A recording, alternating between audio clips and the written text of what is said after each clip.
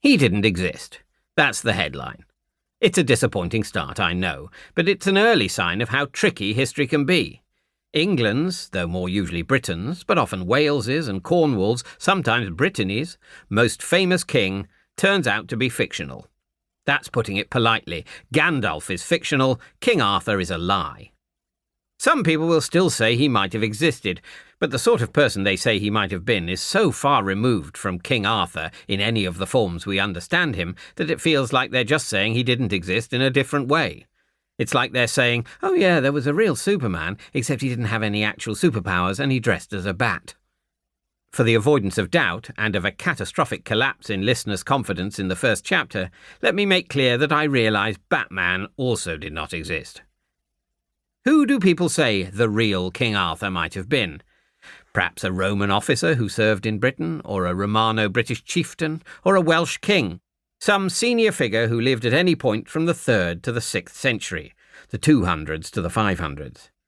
Someone like that, the idea goes, might have been the bit of real grit in the imagination oyster that turned into the Arthurian pearl.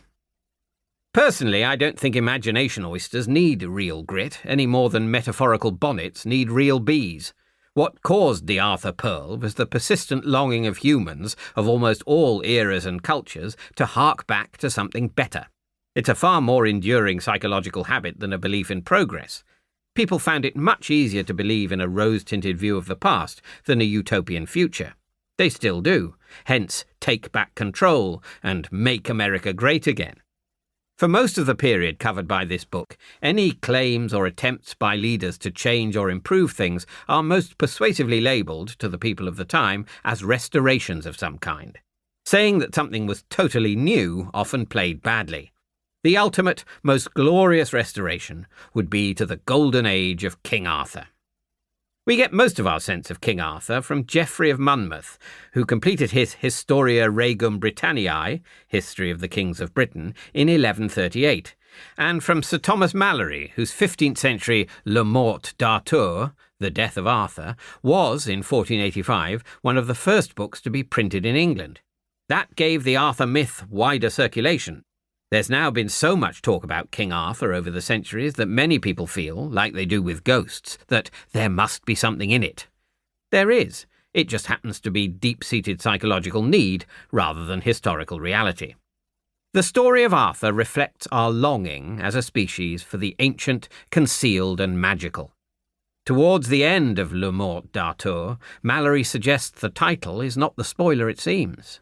Yet some men say in many parts of England that King Arthur is not dead, but had gone by the will of our Lord Jesu into another place. And many men say that there is written upon his tomb this verse, Hic jacet Arturus, rex quondam, rexque futurus. Here lies Arthur, the once and future king. This is great stuff, and poses a haunting and exciting question. Will King Arthur return? It's clever because, as well as being haunting and exciting, it's a leading question of the when did you start taking cocaine kind. Whether you answer yes or no, you've accidentally accepted the premise that Arthur existed. The dates of those two books explain why Arthur, supposedly a 5th or 6th century ruler, looks like a medieval king in most of the surviving imagery. To us, King Arthur is an oldie-worldy figure. To the people of the Middle Ages, he was in modern dress.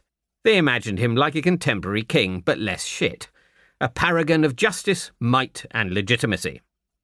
He could be whomever and whatever they needed. What he was king of, in the most real sense, is Albion. And what is Albion? Its poetic and ancient connotations go beyond merely being the old name for Britain. It's pretty much whatever you want it to be. An English Britain, a Welsh Britain, a Scottish Britain, a Celtic Britain, an ancient British Britain, a nice version of here. So, while King Arthur didn't exist, the idea of him is lurking, guiltily or inspiringly, in the minds of many of the rulers who did.